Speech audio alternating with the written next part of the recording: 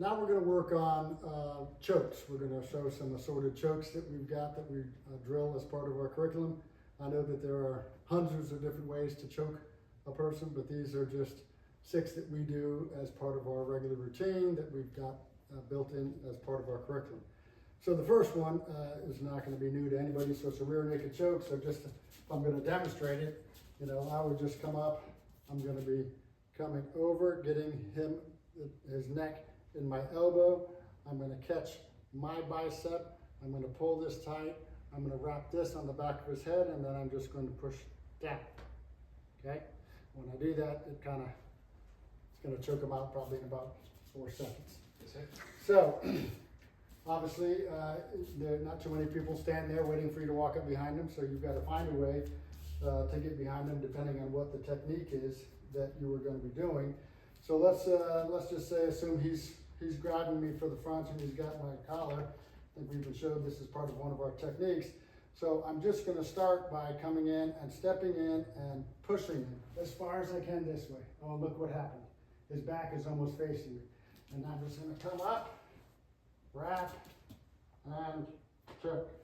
Let's look at that from the other side. Once again, he's got me here. I'm trying to get to the back. I just take my hand, step in, push, wrap, and choke. Okay? Sure.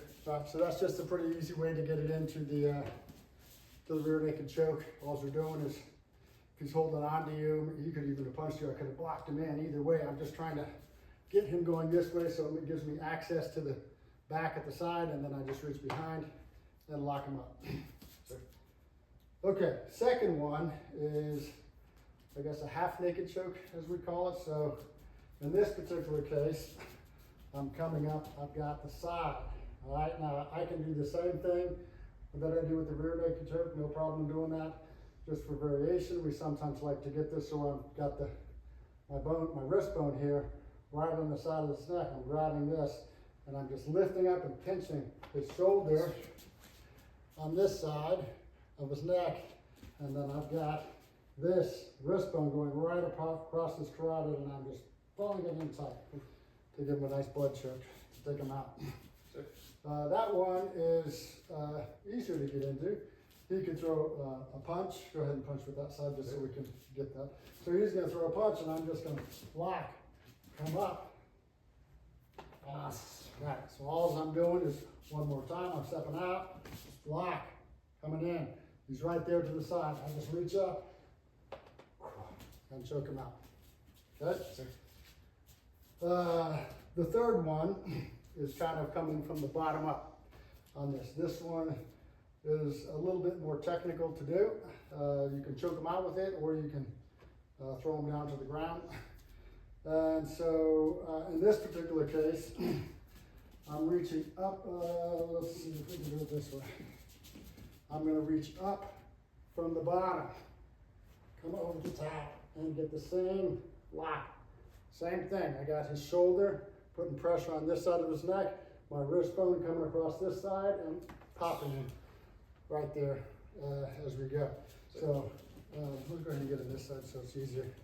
So how do I get him there? We could be, you know, somebody that's trying to grab for me, reach. I'm just going to come in here and grab the sleeve and pull up, across, and down. And I can easily also throw him to the ground. That's what I was looking to do. Right?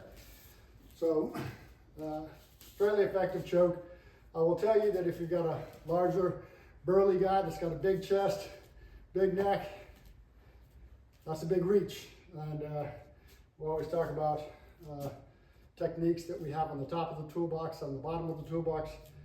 For a bigger person, I would not be trying to pull that one off because it would be difficult to apply just because their shoulders and their chest would be so big. It's hard to get my little arm up in there.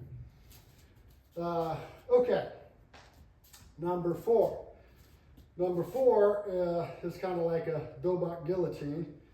So in this particular case, I would be reaching in, getting my hand on his collar, pulling him down, reaching over the top so that my elbow was on the back of his neck, and then I'm just going to be pulling that like I'm starting a lawnmower right across his neck, okay? So that is, we can get into that. So you can grasp my shoulder, or my chest rather. I can come in here. This time, instead of pushing this way, I'm just gonna pull and shoot. So I've shot in there and I've got his bilbok. Then I'm just gonna drop the weight down, come over the top, and now I've got him. Now I got all my pressure and my weight on my elbow on the back of his neck, and I'm just gonna pull until it chokes him out, okay? Let's look at that from the other side, I think. So once again, he's here. I just pull this in and reach up as high as I can get. Pull everything down. Pull my elbow over the top, and now I've got it. I'm just gonna pull that bilbok across his neck and choke him out pretty simply, okay? Next one that we practice is basic judo X, so this is the one where we're going to be reaching in, and then twisting so that our knuckles and our wrist bones go right into the neck and pulling them down. You can even get on top of them and really get that choke going on both sides of his neck. So let's see, how would I get into that? So let's say he's grabbed my arm. I turn around, pop. I just reach for one, reach for the other, pull down, and twist, just like that. Cuts off the blood on the side of his neck, and wouldn't last very long like that. The next one is guillotine. All right, so in this case, it's just a simple guillotine. When it means he's down here, I'm coming up under. I've got him locked either way I want to go, and then I just basically stand up and straighten my hips. So all I'm doing once I got him is just not really pulling up here. I've got him locked up. I'm just going to stand and push my hips in. Typical scenario would be when someone's rushing you, they're coming in, he tries to dive for me.